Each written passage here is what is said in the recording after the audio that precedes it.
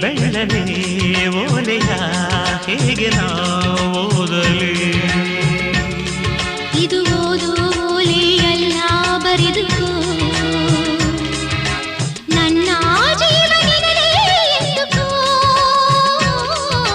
ನಿನ್ನ ಮನದ ಮನೆಗೆ ತಂದುಕೋ ಈ ಕಂಗಳ ಬಾಗಿಲ